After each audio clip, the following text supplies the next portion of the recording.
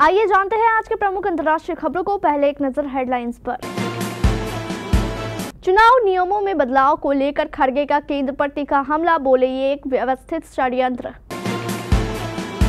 मुंबई में नाबालिग ने तेज रफ्तार क्रेटा से बरपाया कहर, 4 साल के बच्चे की कुचलकर मौत।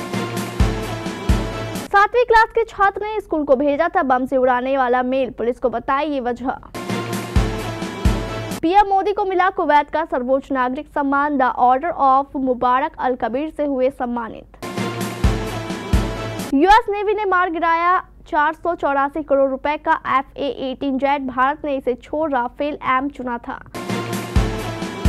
तख्ता पलट के बाद सीरिया से फिल्मी स्टाइल में जान बचाकर भागे बशर अल असद और उनके करीबी। कुवैत ने प्रधानमंत्री नरेंद्र मोदी को दिया सर्वोच्च नागरिक सम्मान। 8 साल अफेयर के बाद अब 60 की उम्र में दूसरी बार दूल्हा बनेंगे अमेज़न के मालिक जेफ बेजोस। शाहरुख खान की आवाज में मुफासा ने मारी दहाड़, बॉक्स ऑफिस पर वेनम को पछाड़ा। और राहुल के बाद अब चोटिल हुए कप्तान रोहित। कांग्रेस अध्यक्ष मल्लिकार्जुन खड़गे ने चुनाव दस्तावेजों तक पहुंच बाधित करने के लिए चुनाव नियमों में किए गए संशोधन पर केंद्र सरकार की तीखी आलोचना की। उन्होंने इसे चुनाव आयोग की निष्पक्षता और विश्वसनीयता को कमजोर करने की एक सोची समझी साजिश करार दी। खड़गे ने केंद्र पर चुनाव आयोग की स्वतंत्रता को खत्म करने का आरोप लगाया है और इसे संविधान और लोकतंत्र पर हमला बताया। मल्लिकार्जुन खड़गे ने एक्स पर पोस्ट किया कि चुनाव नियमों के संचालन में मोदी सरकार का दुस्साहसिक संशोधन भारत के चुनाव आयोग की संस्थागत अखंडता को नष्ट करने का व्यवस्थित षड्यंत्र एक और हमला है।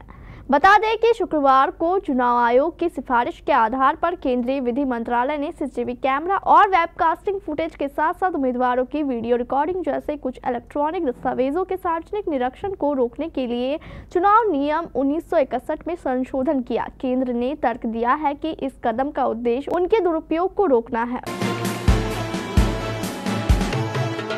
मुंबई में एक दर्दनाक हादसे में 4 साल के मासूम बच्चे की जान चली गई। 19 साल के एक लड़के ने तेज रफ्तार क्रेटा कार से बच्चे को कुचल दिया। यह घटना वडाला के अंबेडकर कॉलेज के पास हुई। बच्चे का नाम आयुष लक्ष्मण था। वह अपने परिवार के साथ फुटपाथ पर रहता था। उसके पिता एक मजदूर है। कार चलाने वाले लड़के को पुलिस ने अरेस्ट कर लिया है। वह विले पार्ले का रहने वाला है। पुलिस मामले की जाँच कर रही है। ये घटना उस हादसे के कुछ दिन बाद हुई है जिसमें बेस्ट की इलेक्ट्रिक बस ने कई लोगों को कुचल दिया था। 9 दिसंबर को कुर्ला में हुए इस हादसे में 7 लोगों की मौत हो गई थी और 42 लोग घायल हो गए थे। सीसीटीवी फुटेज में हादसे का भयावह दृश्य कैद हो गया। 20 से ज्यादा गाड़ियां भी क्षतिग्रस्त हो गई थी।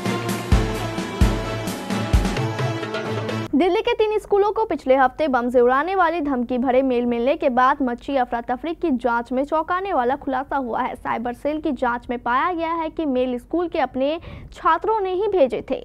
पुलिस ने जांच के दौरान पाया कि दोनों स्कूलों को अलग अलग छात्रों ने धमकी भरे मेल भेजे थे।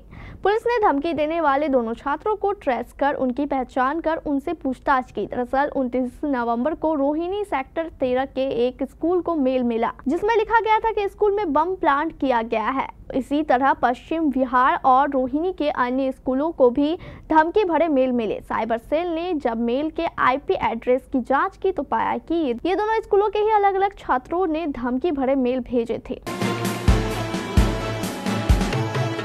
कुवैत में प्रधानमंत्री मोदी को वहां के सर्वोच्च नागरिक सम्मान से सम्मानित किया गया। कुवैत के अमीर शेख मिशाल अल अहमद अल जबर अल शबा ने प्रधानमंत्री नरेंद्र मोदी को the order of Mubarak Al Kabir से सम्मानित किया। पीएम मोदी कुवैत के 2 दिवसीय दौरे पर हैं। इससे पहले 19 देश प्रधानमंत्री नरेंद्र मोदी को अपने सर्वोच्च सम्मान से सम्मानित कर चुके हैं। इस लिस्ट में शुमार होने वाला यह 20वां देश है। पीएम मोदी को यह सम्मान भारत और कुवैत के बीच अच्छे संबंधों को मजबूत करने के लिए प्रधानमंत्री मोदी को यह पुरस्कार दिया गया है। The order of Mubarak Al Kabir मित्रता के संकेत के रूप में राष्ट्रीय अध्यक्षों और विदेशी संप्रभुओं और विदेशी शाही परिवारों के सदस्यों को प्रदान किया जाता है। पीएम मोदी से पहले बिल क्लिंटन, प्रिंस चार्ल्स और जॉर्ज बुश जैसे विदेशी नेताओं को भी the order of Mubarak Al Kabir प्रदान किया जा चुका है।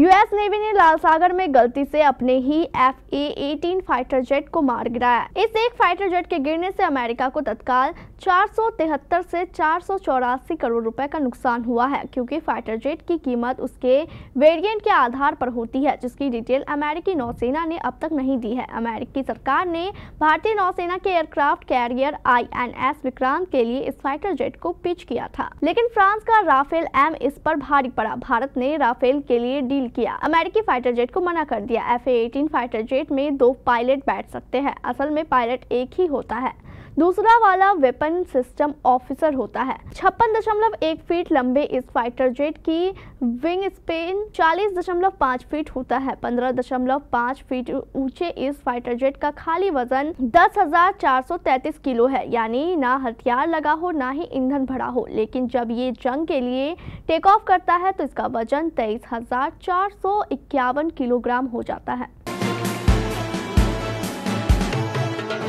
दिसंबर के शुरुआती दिनों में सीरिया में तख्तापलट हो गया और विद्रोही समूहों ने सत्ता पर कब्जा कर लिया। इसके साथ ही सीरिया में 5 दशकों से चला आ रहा बशर अल असद और उनके परिवार का शासन खत्म हो गया। तख्तापलट के बाद बशर अल असद अपने करीबी सहयोगियों के साथ देश छोड़कर भाग गए। बशर के रूस भागने की खबर है। मीडिया रिपोर्ट्स के अनुसार बशर अल असद 8 दिसंबर को सीरिया के तट पर स्थित रूस के एयरफील्ड से मॉस्को के लिए रवाना हो गए थे। मीडिया रिपोर्ट में बताया गया है कि बशर अल असद जब सीरिया छोड़कर भागे तो उनके साथ सिर्फ उनके 2 करीबी सहयोगी थे, जिनमें राष्ट्रपति मामलों के महासचिव मंसूर आजम और आर्थिक सलाहकार रहे यासर इब्राहिम का नाम शामिल है। यासर इब्राहिम ही बशर अल असद और उनकी पत्नी की संपत्ति का प्रबंधन करते थे।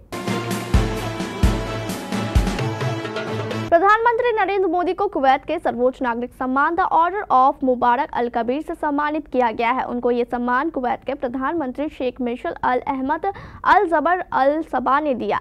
इससे पहले प्रधानमंत्री नरेंद्र मोदी ने उनके साथ एक द्विपक्षीय वार्ता भी की। The order of Mubarak Al Kabir Kuwait का एक नाइटहुड ऑर्डर है। प्रधानमंत्री नरेंद्र मोदी को मिला ये अभी तक का 20वां अंतर्राष्ट्रीय सम्मान है।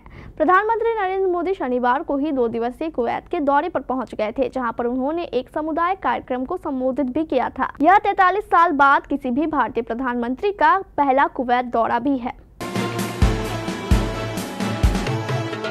जेफ बेजोस की होने वाली पत्नी लॉरेन सांचेज एक फेमस टीवी जर्नलिस्ट और टीवी होस्ट है। साल 2018 में दोनों का रिश्ता सार्वजनिक हुआ था। हालांकि उस वक्त दोनों ही शादीशुदा थे। शादी पर बेजोस और लॉरेन की पसंद का खास ख्याल रखा जा रहा है। शादी के लिए दुनिया भर से चुनिंदा चीजें मंगाई गई है।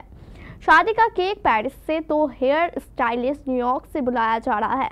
दुनिया भर के मशहूर म्यूजिकल बैंड इस शादी में परफॉर्म करेंगे। इस शादी में डेकोरेशन का भी थीम विंटरलैंड रखा गया है। न्यूयॉर्क पोस्ट के अनुसार जेफ बेजोस और लॉरेन सांचेज की शादी अगले शनिवार यानी 28 दिसंबर को होने वाली है। हालांकि अब तक जेफ बेजोस या फिर लॉरेन सांचेज की ओर से शादी की डेट को लेकर कोई आधिकारिक जानकारी सामने नहीं आई है। इस शादी को यादगार बनाने के लिए बिल गेट्स, लियोनार्डो डिकैप्रियो और जॉर्डन की क्वीन रानिया जैसी शख्सियतें शामिल हो सकती है।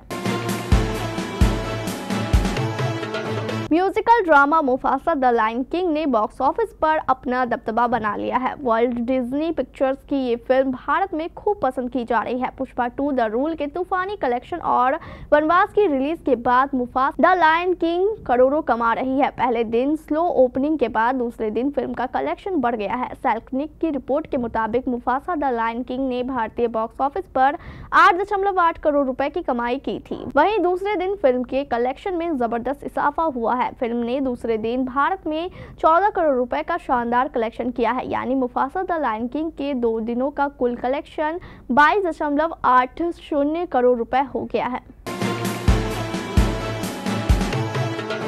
ऑस्ट्रेलिया के खिलाफ बॉक्सिंग डे टेस्ट से पहले भारतीय कप्तान रोहित शर्मा चोटिल हो गए हैं। रोहित को रविवार को अभ्यास के दौरान घुटने में चोट लगी थी। दरअसल रोहित थ्रोडाउन विशेषज्ञ के साथ अभ्यास कर रहे थे, तभी गेंद उनके पैड को छूते हुए घुटने पर जा लगी।